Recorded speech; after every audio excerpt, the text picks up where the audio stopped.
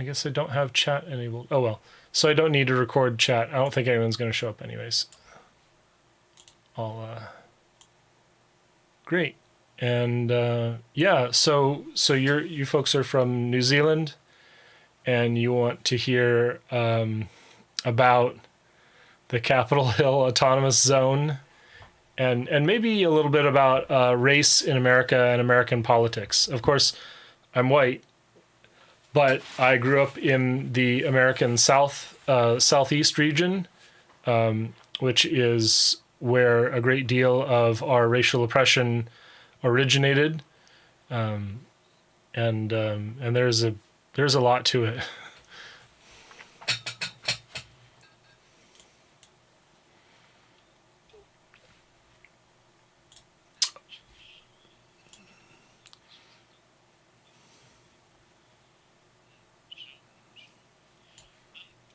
Just get a name quickly so I can type it down. Yeah. So my name is Carl. You can actually find me under Carl Alex Pauls. That's Carl with a K, ALEXPAULS. And excellent. Yeah. Awesome. So kia ora, I'm Josh. I come from what we call Aotearoa. That's the Māori name for New Zealand. Cool. And yeah, so part of the things that we just wanted to ask you is more specifically about Seattle itself. Like with the wave of mass uprising across the United States, it can be really hard to follow what's happening in individual cities. And I was just wondering if you could briefly describe what's been happening in Seattle over the last few weeks and what the context is. Well, let me give you the context. About 10 years ago, 20 years ago, we had what's known as the WTO riots, where there was a mass demonstrations in the streets, and hundreds of people were thrown in jail for not dispersing, and we have very strong public speech, public assembly rights in America, supposedly, yet so many people were jailed for that mass demonstration. I was very close to the city at that time, but could not participate.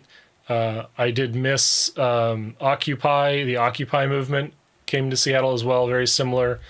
And in recent years, we have had a great deal of strife with our policing, the police force, and considering the budget of the city. The budget of the city is under tremendous strain because we have so many people moving into the city, and city services under huge strain, and we have very, very limited taxing authority in Washington State in the in the USA, and the city council, various members of the city council have been working on this. So that's the roundabout context. So of course we've been pushing back against the lavish police precincts that have been built in recent years. There's a North Precinct to be built soon. There's a new youth jail. The United States, of course, has a tremendous problem jailing our youth. It's called the school to prison pipeline, where especially Black American youth are considered unruly because of racism. They're harshly punished, and they are trained, frankly, for a life in and out of the prison system. And it's really disturbing. So when the George Floyd demonstrations started to take place across America, Seattle started announcing we would have our own. I'd say we were 2 or 3 days late to the party, but we did start off very strong in the south of Seattle, called the International District, or Chinatown as it may be colloquially known. In the International District, a march began, marched straight into the center of the city, directly next to City Hall, which is across the street from our police headquarters. And then, unfortunately, became a little violent. Someone broke an Amazon staffless store. It's called an Amazon Go. It's an automated store which has reduced staff. And they broke the windows of that store, and that seemed to activate the police. It made them pay attention to what was happening, and they blocked the protest at that point. They prevented them from moving further toward the heart of where all of the Amazon buildings are. It's a place called South Lake Union, and from the central district or the financial district where City Hall is. So that was Friday, May 29th. And then Saturday, May 30th, we had two competing, supposedly competing events. I reached out to the organizers of the first one and helped them bring their content online, live stream it to their Facebook page.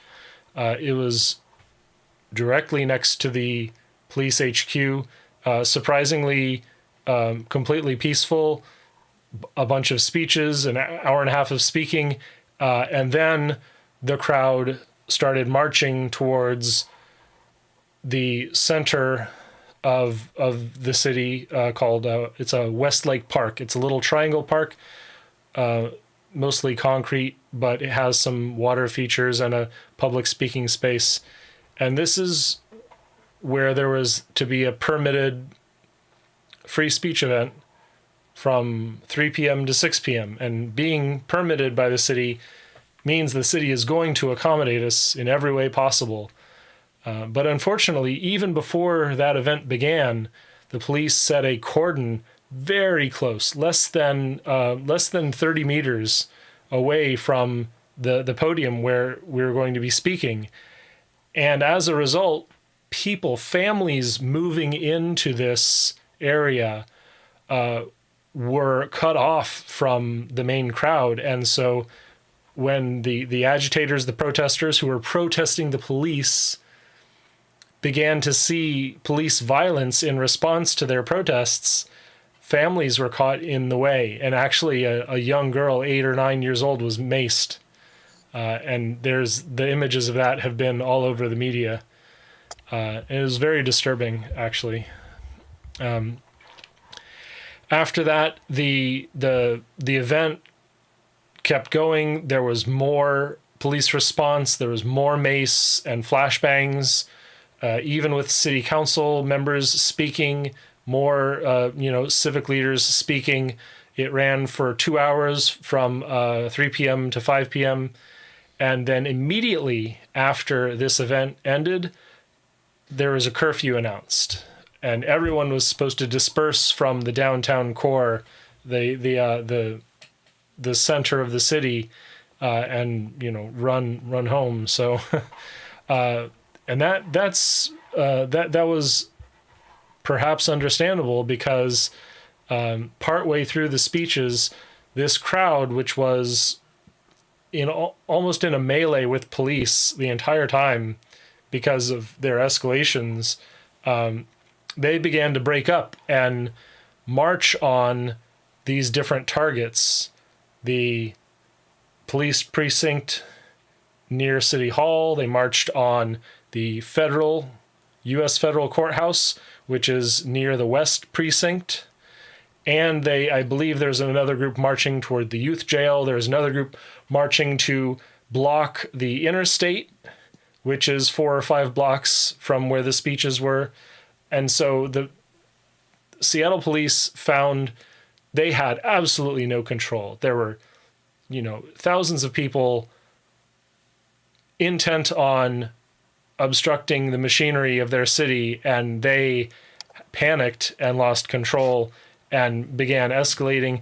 They abandoned vehicles with serious firepower in them. There was this was on the media, of course, as well. A teenager grabbed a rifle out of the back of one of these burning police vehicles that had been set on fire, and a conservative television studio was out. They had a armed guard with them, and this armed guard disarmed the teenager. He was kind of posing like he was proud of the rifle, and he wanted to get his picture taken, but they took it away from him really quick. So yeah, that was sort of the beginning of the siege of the East Precinct, which is now known as the Capitol Hill Autonomous Zone. That began a little bit that night, but it began in earnest that Sunday. Sunday, May 31st, and has gone for several weeks now until was it Tuesday evening, 2 days ago. Seattle police pulled back from the barriers. They had been removing equipment from this East Precinct. They pulled back. They had barriers, which were, reinforced barriers, which unfortunately weren't correctly assembled and fell apart. Fortunately, the crowd used those barriers to obstruct a vehicle that was trying to drive through the crowd. And they impeded that vehicle's progress a bit with those broken barriers. After for the last 2 nights, we have had this little fledgling self-organizing community trying to do something. I'm not really sure that we have very well communicated goals. There is far less process than the Occupy movement had. I was in Occupy Austin at the time of the Occupy movement, but it's slowly coming together, but not as clearly as possibly it should. So if you're watching the stream, the image here is from this is Sunday morning. There were some peaceful events, and my family came down and we wrote the names of the black men and women killed by our police. And this is the grounds where we were speaking, where our civic leaders were speaking to thousands of people. And so we wrote the names there, and and my wife said she didn't realize that it would become such a focus. She was just, she was listening to the crowd when my daughter played, and I was actually following around some of the known provocateurs that I saw in the area, and then the crowd started to move away and focused on the names, and we had a really beautiful moment where everyone started talking about everyone who had died, everyone who have been killed by police, and that was beautiful. And so here I've got a video of the moment where police finally escalated on June 1st.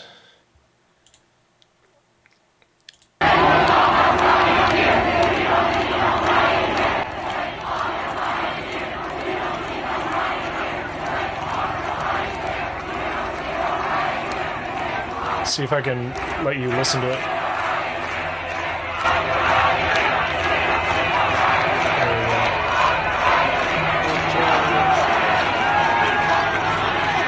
There they deploy the pepper spray, and here come the flashbangs any second now. Yeah.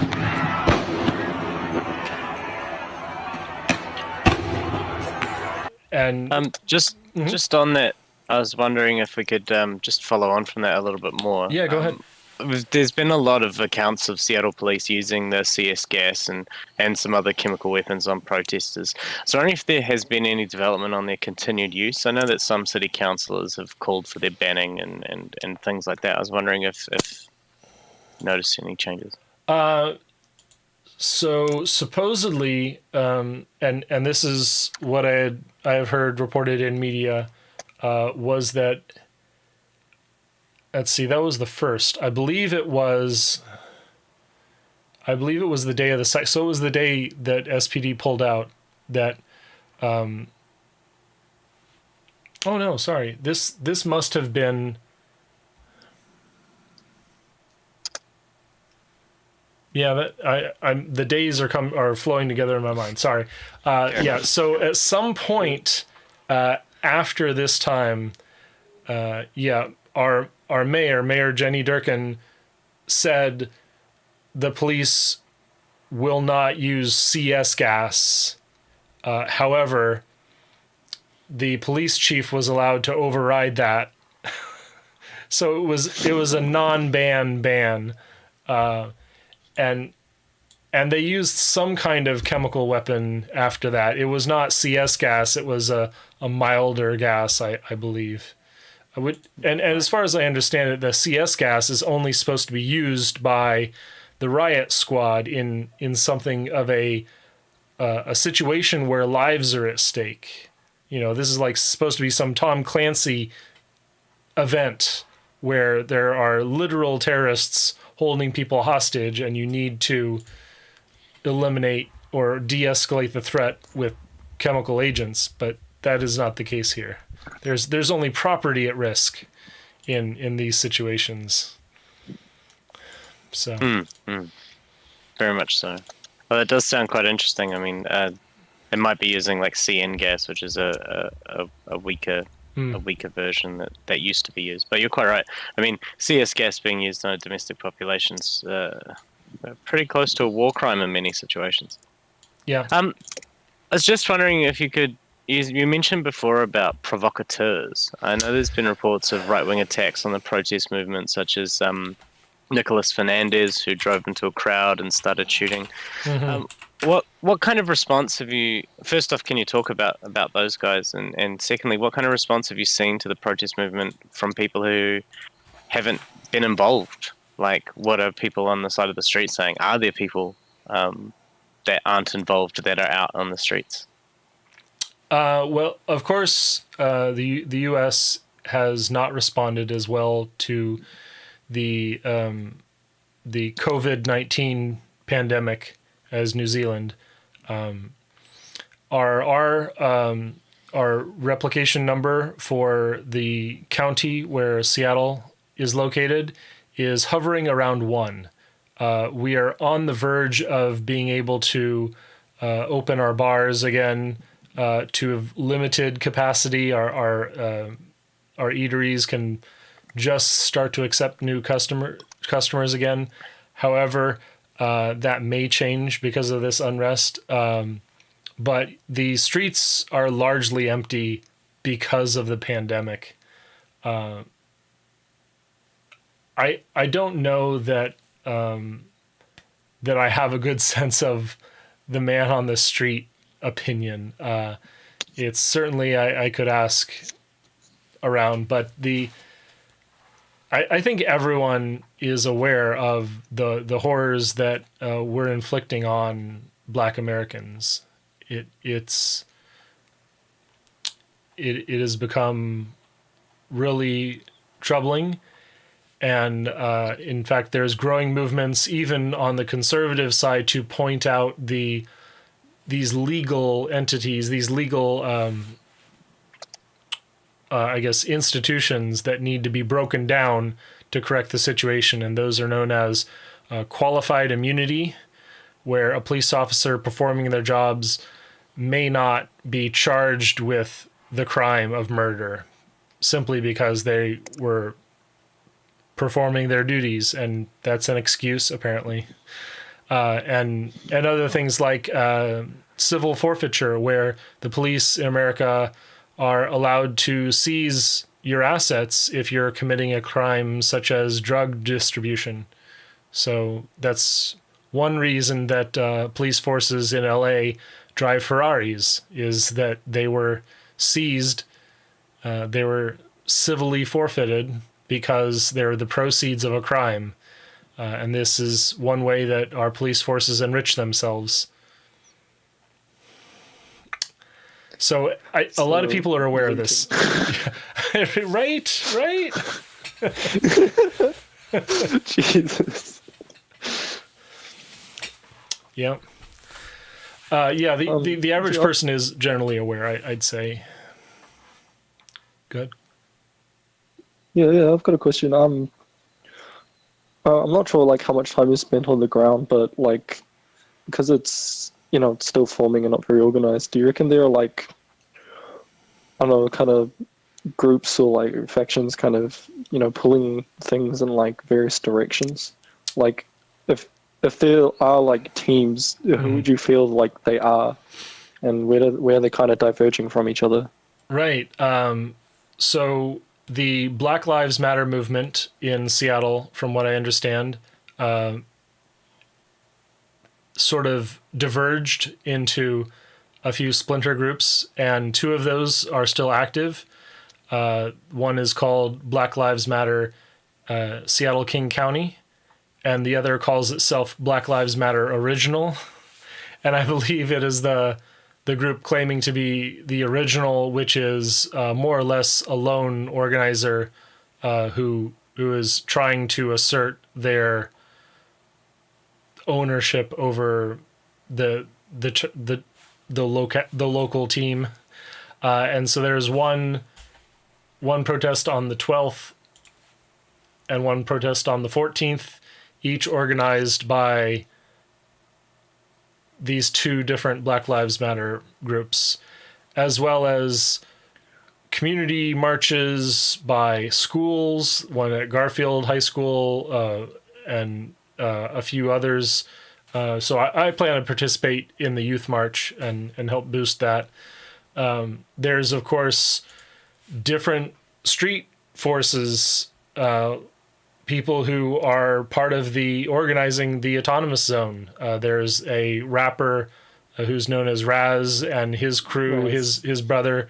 I think his name is Magic with a K, and of course there's the great concert you might have seen tonight. And let me remind the audience, this is June 11th. Tonight we had a great concert by Martial Law Band. It honestly it feels like our annual block party at this point, except it's a little more mellow, honestly. And there are people who form up sort of adjacent to that group. They're a little less politically minded, and certainly Raz is not very politically astute. There's a few conservative trolls who have tried to co-opt and gain the favor of the crowd to be booed off stage, and Raz kind of played into this politician's hands, and so they've updated the demands. Is that one of the demands is that no politicians are allowed to take the microphone, and this again also relates to part of the co-opting that my city council member Shama Swant led a march to City Hall, unlocked City Hall to let the marchers inside, and tried to turn it into a rally about taxing Amazon and funding sources and how how we're going to solve our budget crises, and there's a mixed reaction to that, of course.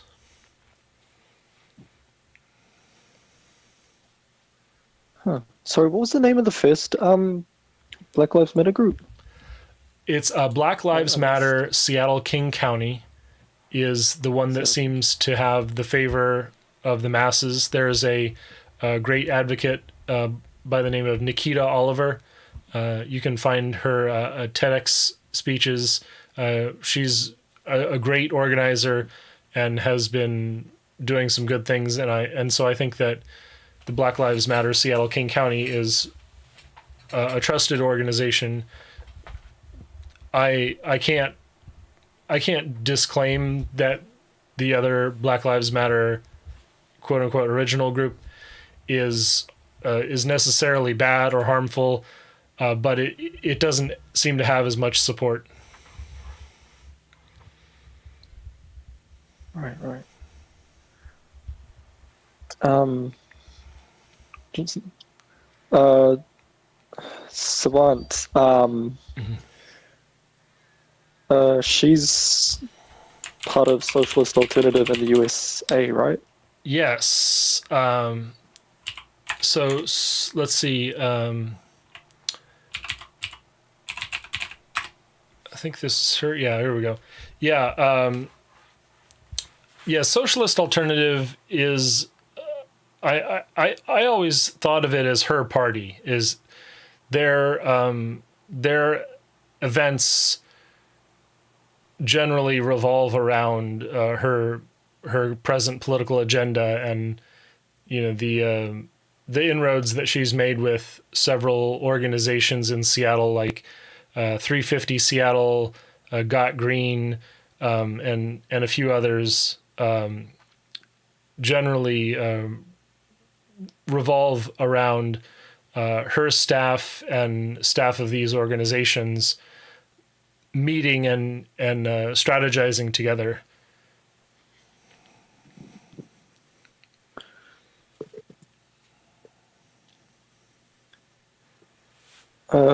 Josh, you want to jump on another question you had? Sure. So you're part of the DSA, right? Yeah, I joined Seattle DSA last year. I tried to help Sean Scott become elected to position 4 in the Seattle City Council. I've also volunteered for Rebecca Parson. She is going for a, I believe it's a national office representing the people around Tacoma, Washington, south of Seattle. Excellent. Thanks for that. We've actually had a comrade who's gone through and met a few of the DSA chapters around different parts of the states. Great. One of the things that I find most interesting about DSA is, of course, the precipitous rise of the organization, but also the broad scope of within which you can find different political traditions. I was just wondering how DSA is functioning nationally in a time of quite extreme crisis. I was wondering if there is any deeper connection or discussion that's going on within DSA circles about collective organizing and things like that. Yeah, we are. I believe we're on the verge of organizing in earnest to make some kind of political party or caucus to build up more candidates, and functionally I see that all the time. Sean and Rebecca, for example, we have this momentum built thanks to the Sanders campaign, and I think DSA and the affinity groups, the organizing groups within DSA are very productive, and the national groups as well are doing some good work to harmonize policy within the DSA, and I hope to see something come out of that, something like a constant groundswell of policy organizing from the people is really powerful and really energizes me.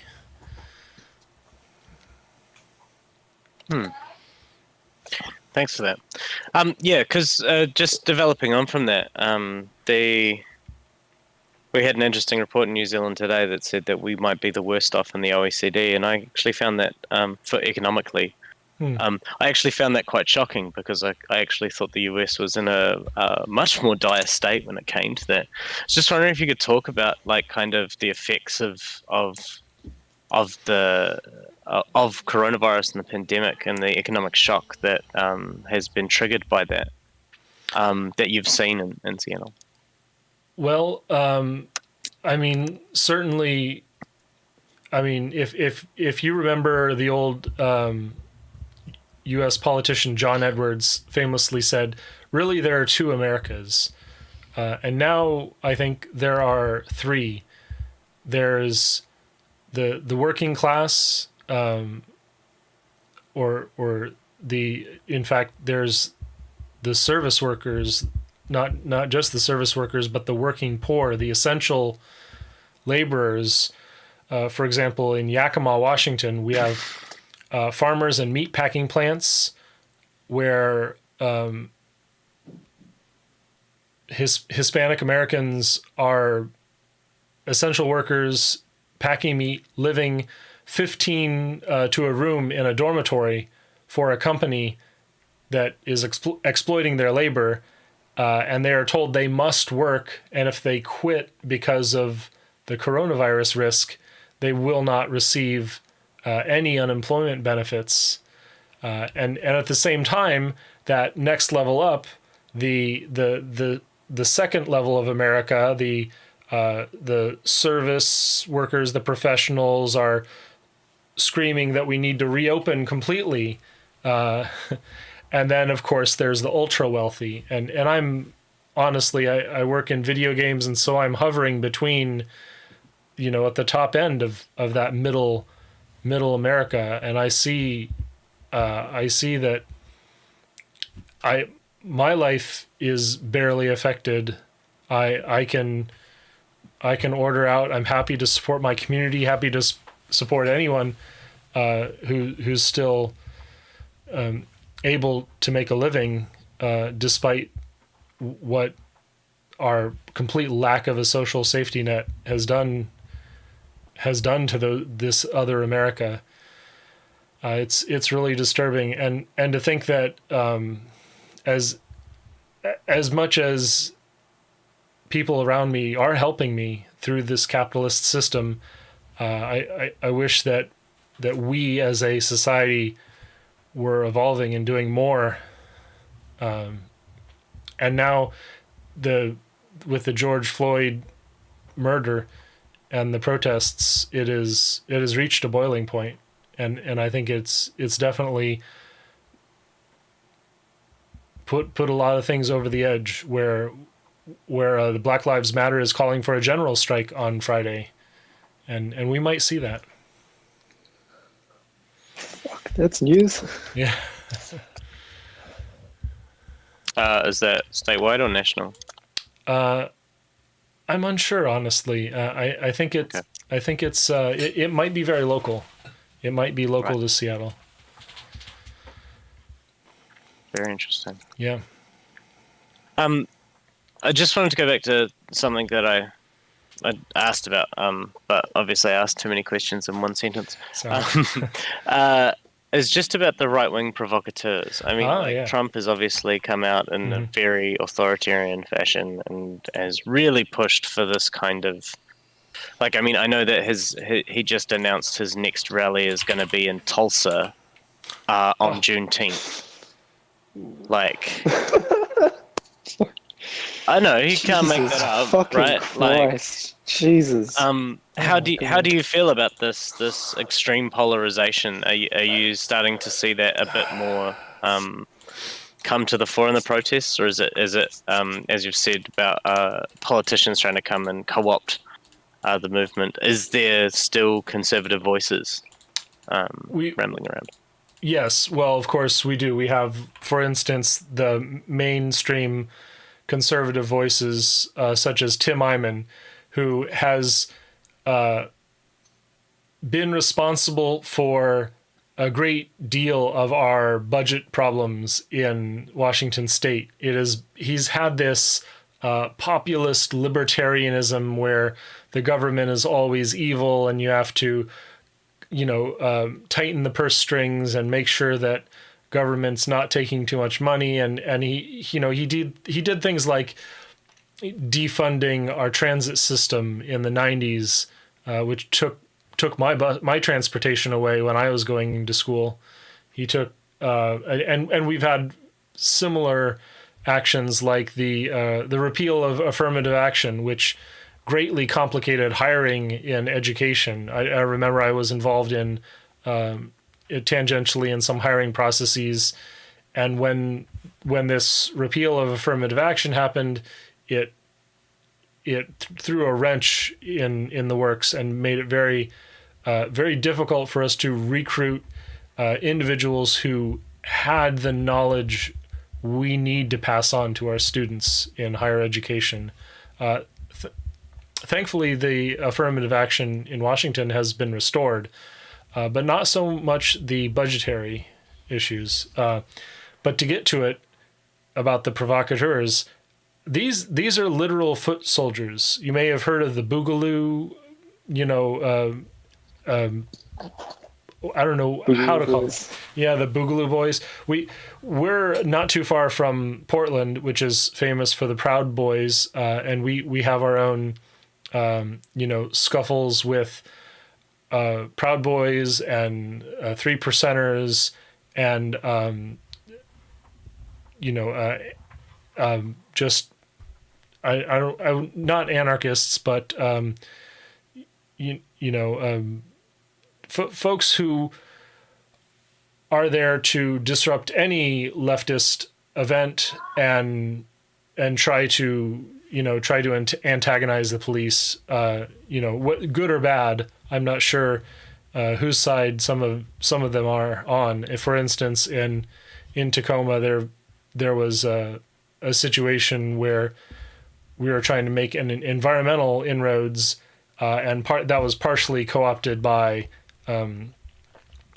folks and directly antagonizing police presence at the time when the environmental groups were using traditional negotiation tactics. They move, they take a space, they negotiate with police to when they will leave, and both sides push and pull, and everyone gets on TV, and eventually the environmentalists go home.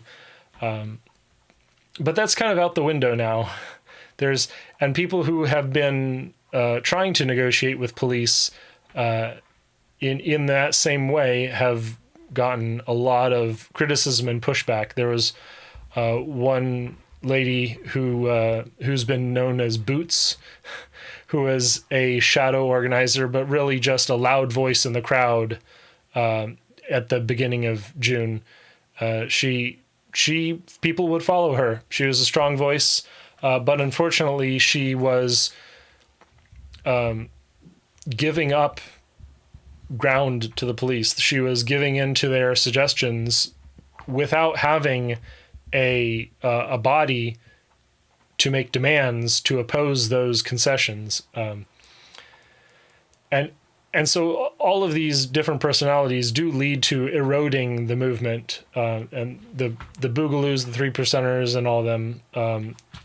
I found that they're very focused on social media, and disarming them on social media is highly effective. You play some copyright music over your shoulder, and they can't do anything. There's no financial incentive for them to broadcast at that point.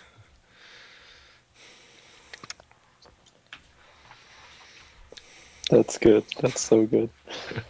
I want to throw a question in there, like, particularly about like people who have gone into disrupts. Like a lot of the protests have had like undercover cops go in, or like I suppose agent provocateurs. Mm-hmm. I don't know. Have you like has it been the same in the CHAZ, or have you found like a spread of disruptors? I should say. I think that Seattle has become very effective at identifying provocateurs. I know that sometimes we give in. I think that the foundation of CHAZ has shown us that there is strength in not yielding to police aggression, and when police are forced back into their precincts, and then they retreat. We didn't burn our precinct, and so we've been able to, at least to, as a community, identify the behaviors that we would like to support and prevent it from getting out of hand. So I'm not exactly sure what magic happened to allow that to take place. We had the exact right level of aggression and the exact right level of wisdom to leave that precinct intact. Partially, it may be that we've started to adopt the ethos that this is stolen land we're on, that these buildings and around us and the land under our feet shouldn't belong to us any more than it should belong to the police. And so we've involved the natives, the First Nations people of this region are called the Duwamish or Coast Salish, and there's been a lot of talk of bringing them into this space and talking to them about how we can sort of heal the movement and move forward intelligently.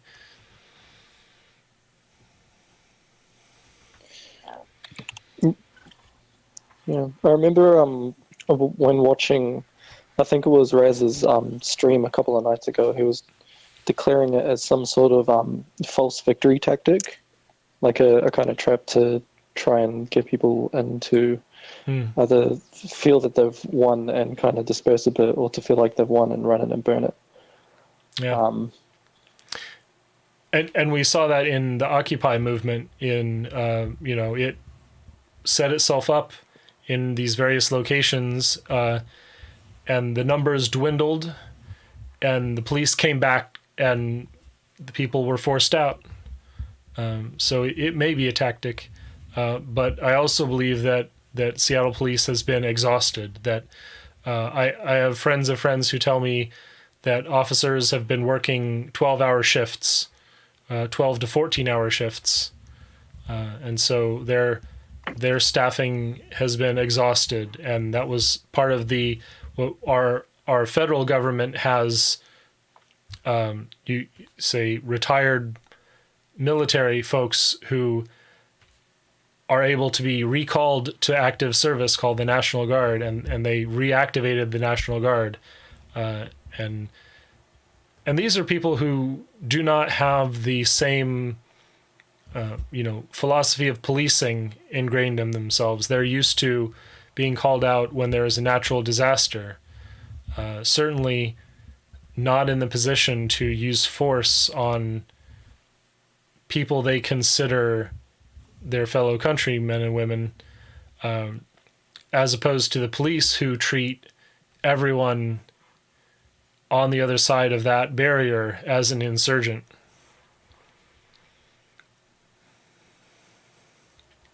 I don't know if I lost the tail of that question or not. Oh, that was okay. I think I conked out a bit. So on top of police being like exhausted, like activating the National Guard might have also been like a like personnel problem or like a logistics problem. Mm-hmm. Yeah. And how it might be a tactic. It's possible. It's possible that unless we keep the momentum going, that there will be no demands met. That we would see a trivial reduction in, the police budget and no real investment in communities. I saw an article today where we're going to have like a $50 million budget shortfall, and that's almost 10% of the city's budget, at least. And so the SPD could have been had their budget reduced by that much, simply as a fact of economics. So if we get anything out of this at all, I honestly, I'm a little jaded, but I would be frankly surprised if we get anything over a 10 to 20% reduction in police budget. Well, so like there's no one on the ground. Correction. How popular is the push for like police abolition so far? I'd say that the more devoted people on the ground who are more devoted are definitely trying to practice, community self-defense and working towards, demonstrating that it is possible to end policing. If the Capitol Hill Autonomous Zone does succeed in this, and we hear it over the police scanners where a call will come in and it will be reported, oh, that's in the communist state of Capitol Hill. They can take care of it. And I asked, are they being sarcastic? Are they actually passing us any information? And so there are a few groups, Seattle DSA being one of them. There are a few groups that are having voluntary community defense people, looking for the provocateurs, looking for situations that need de-escalating. And of course, we have other groups. You probably heard of the John Brown Gun Club, where we have a chapter here ready in case there is an actual escalation of military force attacking our community. Wow. Yeah. That's fucking impressive.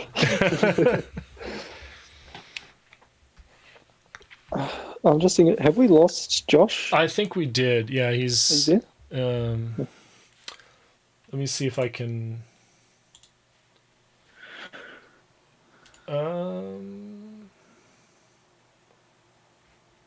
It says player popped out on my side. Ah.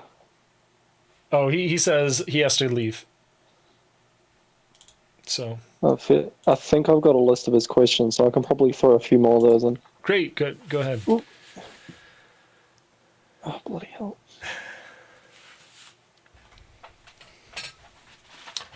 It's time for a beer for me. It's late. Fuck yeah, it would be. Yeah, thank you so much for fucking staying up for this kind of thing. My daughter would not go to bed. It's no problem. Fair enough. If I was a kid during this time, I would not sleep at all.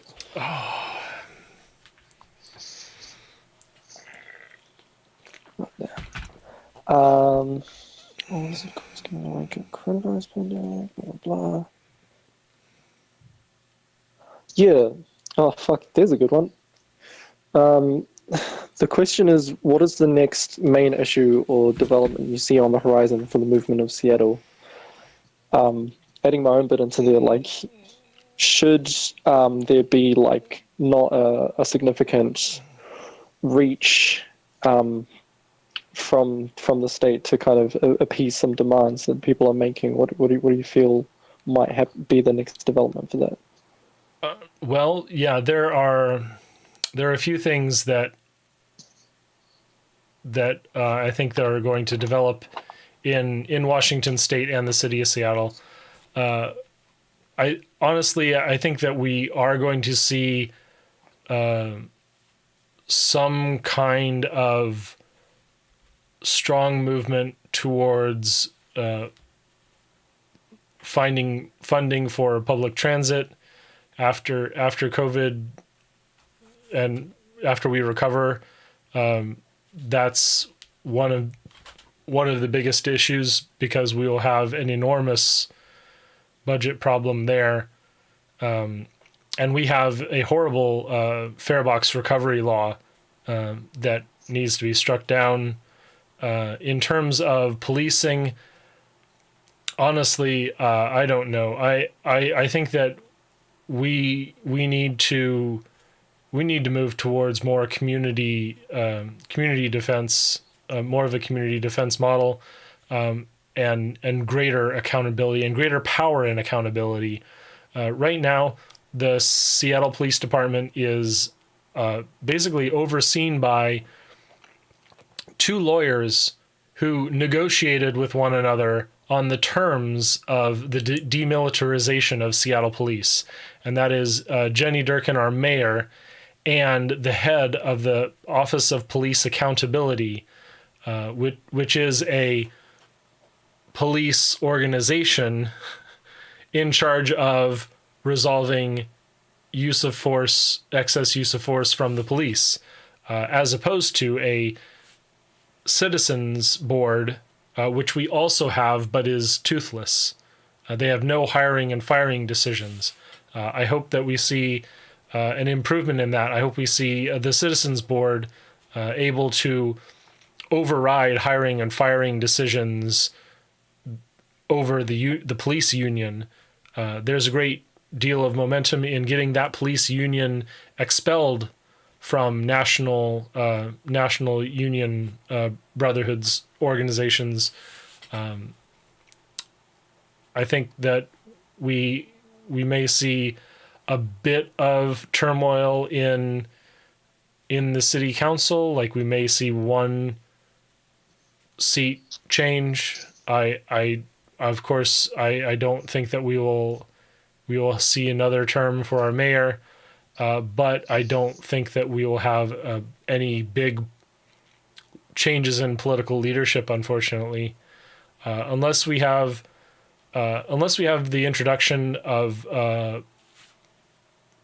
voting reform of some kind, like ranked choice voting.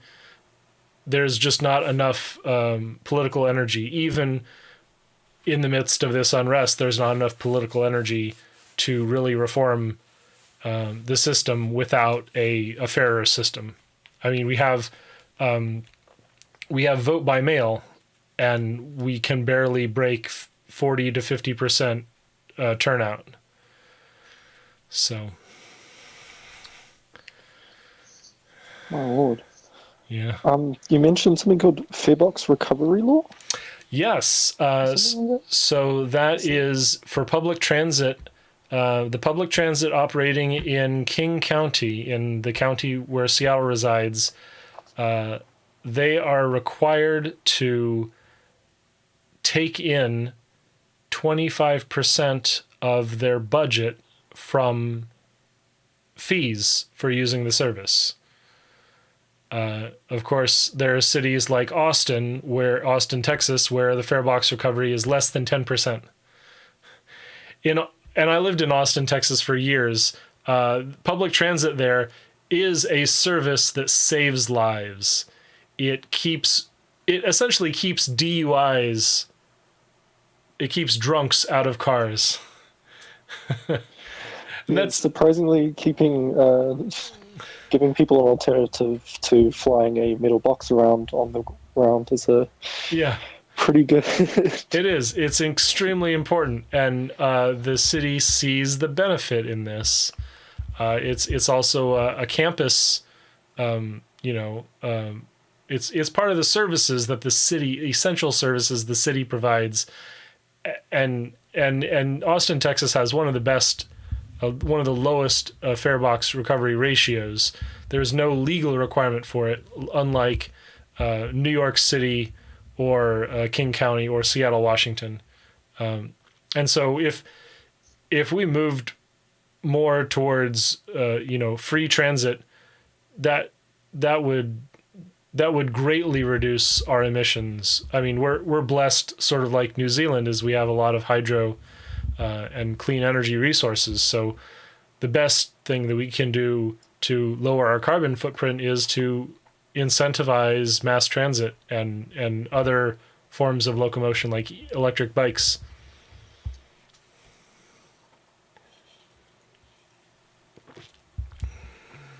And that's my passion, is decarbonization and environment issues. Right. Yeah, we're pretty excited about that over here too, I'd say. So, I suppose going back into the CHAZ a bit, like, would you say you're a bit pessimistic about its longevity? Because I did see yesterday that it ran out of food, understandably, for a small area under siege. It's not under siege. That is. It's not? That is completely. I do not believe that for one moment. The reports from Twitter that the food has run out. You can walk in and out of this area freely. In fact, we have a huge homeless problem. Not a homeless. The homeless or the houseless, the people are not the problem. It's that they're unhoused is the problem, I should say. And so this is, of course, that they were invited to participate. They were given food. And of course, they need food. They're hungry, houseless people. And so the demand in this case for our free market, our cop-free co-op, as it's called, is that, they were hungry and they were fed. And that food ran out and more donations were needed. But anyone can... So it's fake news. It is not accurate reporting. You can walk across the street and go to the Walgreens.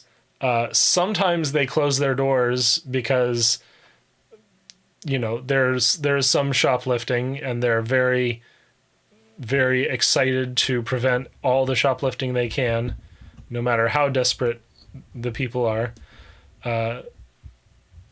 And so if they can't demand an officer arrive to arrest any person at the snap of the finger, some of these shops will close their doors. And that's their business decision, I suppose. But there are other places that are open and doing just fine. 2-3 grocery stores within 2 blocks of the autonomous zone open at least as late as they had been open during the COVID pandemic.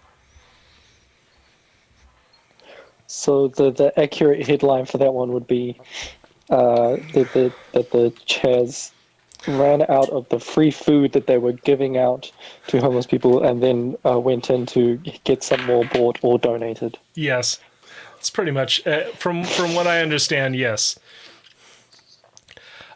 Maybe someone was, if you would say, saving a second portion for later, if you want to call that, if you have no means of income and you're struggling to survive, if you want to call that hoarding, I call that survival. I consider it exaggerated badly. Oh, thank God. Okay, we'll definitely we'll hit all the replies for that one. Yeah, if you're a Q13 Fox reporter in Seattle, you can still order, boutique pastas and have it delivered from 5 different delivery services straight into the autonomous zone, almost any time of day. We have a lot of really good local restaurants, and they all deliver, and there's no problem.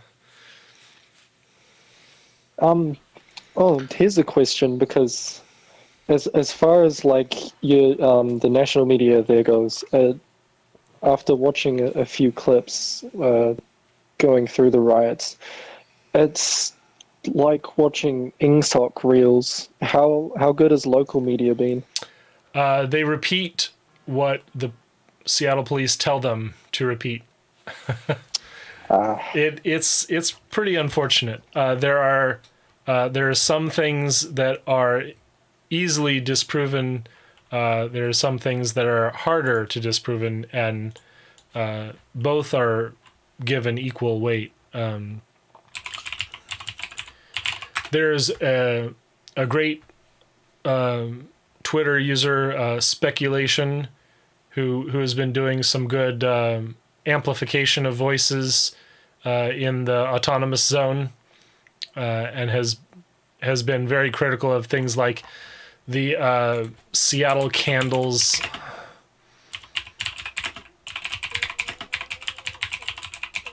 They called that. Yeah, here it is. Seattle cops claim improvised explosives were thrown at them, but the photo they provided was a candle. And if you zoom on this, you can see. Oh, that's not working. Anyways, you can see here in the corner it says candle right on it. Well, I mean, like, it's a candle. The explosion happens very slowly, and there's not much heat released, but it could technically be categorized as an explosive of some sort, I suppose. Incredible reporting. Incredible. I don't know. I think my chemistry teacher would have a problem with that.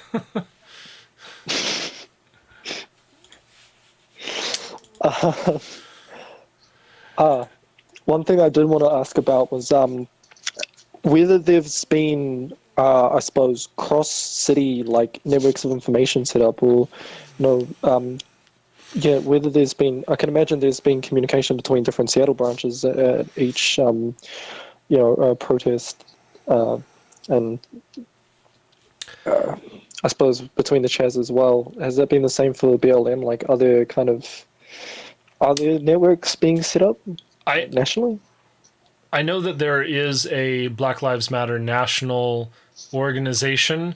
Unfortunately, as far as I understand it, Seattle is somewhat detached from that because of the dissolution of the group several years ago, and the fragmenting of that front. I don't know. I'm not in leadership in DSA. I'm not.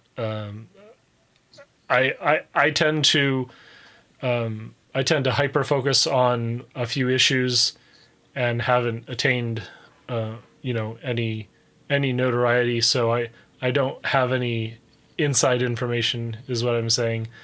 We do have a good relationship with what we call East Side DSA, or East King County. That's Bellevue, Washington. And so there's East Side DSA members certainly available to amplify the voices over there. But East King County is very isolated and very focused on technologies. It is a tech hub. It is essentially Redmond and Bellevue are the homes of Valve and Microsoft and many tech companies, and they're almost exclusively middle and upper class and service workers. There are some working poor in Seattle, and of course Yakima, a great number of working poor, but there's extremely few in Bellevue. It's very white. And I was like, it's so white. Oh, I can imagine. The reason I asked about networks of information is that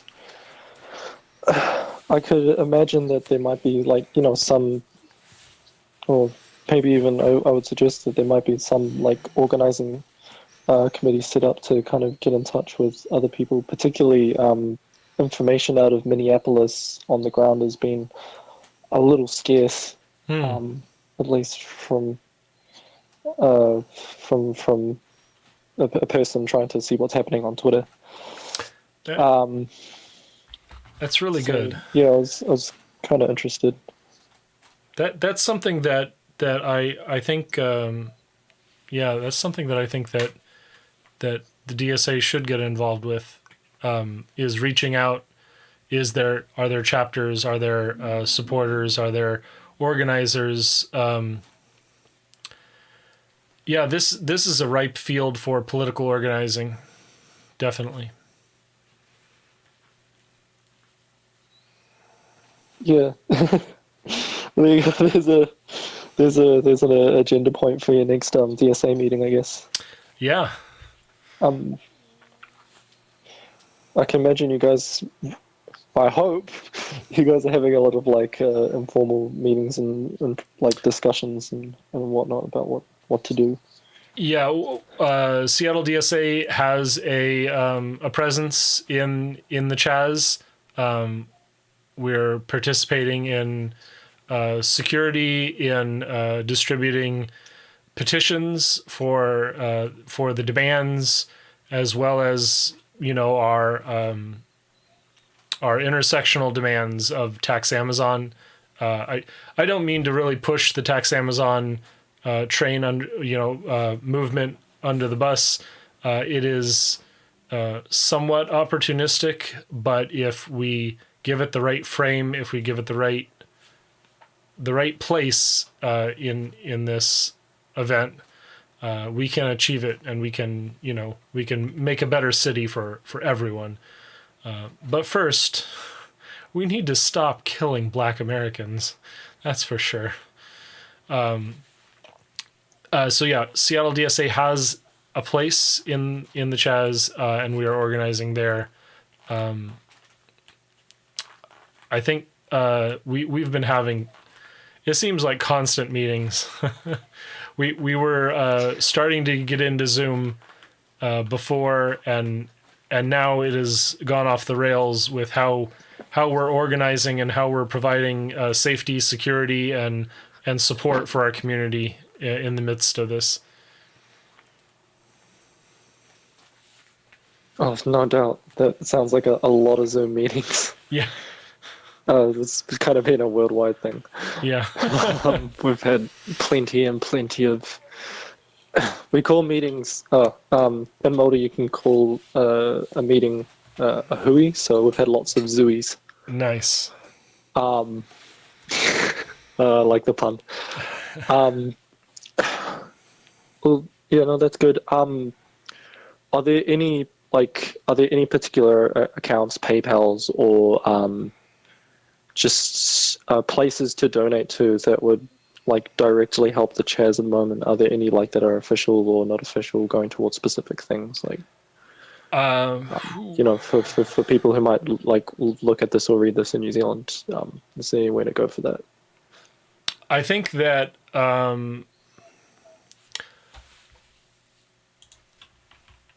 let's see.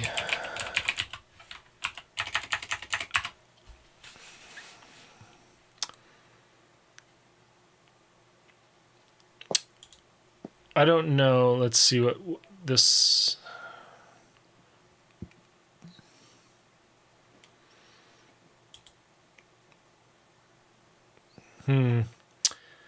Well, that's unfortunate. I thought that this person was. I thought this person was gathering funds for the medic. If I can find, if you can find a place to donate to the Seattle medical volunteers, that's where I would start. I haven't had the opportunity yet. But yeah, that's where I would say that's where the help is best sent, is directly to our medical volunteers.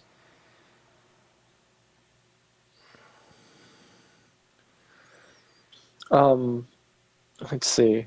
I'm trying to think if I have any more questions. Yes, actually. Has there been some semi-formal organization of shifts for people in the CHAZ, and what kind of jobs or what kind of work do you find people have been having if they do have those shifts? Yeah, there's definitely among each of the groups, like the RAS crew and the medics and the no cop co-op and all these each seem to have their own staffing and their own organization, ad hoc organization. Seattle DSA has formed up teams and formed up communications, and we are trying to organize volunteers as their time becomes available in the similar way to fill out the security and the political organizing, which are our two most most powerful right now. And of course we're listening to the police communications. They have the radio scanner is publicly listenable unless they encrypt it, and more police communications in the last 48 hours have become encrypted. Shit. Yeah. Good work for you guys, though. Yep. I mean, sure. Well, it sounds like you've got enough tech people around. Yep. Yeah, and I'll show Awesome work on organizing the work. Thanks. And I'll shout out to woke.net and that Twitch channel has been doing some really strong work just amplifying the message. Yeah, I've been watching them as well. Nice. They're getting also broadcasted to a bunch of different hosts too. Like their viewer count is a lot bigger than what's on their on just their Twitch stream. Very nice. Yep. Well, I don't think I have any more questions. Is there anything else you think would be pertinent or to add? So I'll just show my this is my semi-pro camera rig. That's feeding into a ATEM Mini Pro, and when I'm able, I will go out and stream some more. You'll find me on woke.net or the channel that I'm broadcasting to right now. And yeah, thanks for talking, and I hope to hear from you again about organizing in New Zealand and how we can have express solidarity. Sweet, awesome. I will. There'll be a lot more communication. We are having another Black Lives Matter march on Sunday. What the numbers are going to look like for that, I have no idea. But in reports from our last one, it said that there were about 4,000, and that is hugely underestimating the amount of people that were there. So you have a lot of support here in New Zealand. Yeah, definitely solidarity for that. Yeah, so yeah, no, I'll definitely be watching. I'll definitely be watching your streams as well. So I fucking Awesome. look forward, and I hope it all goes super fucking well for you guys. Great. Thanks. All right, got it. See you around. See ya.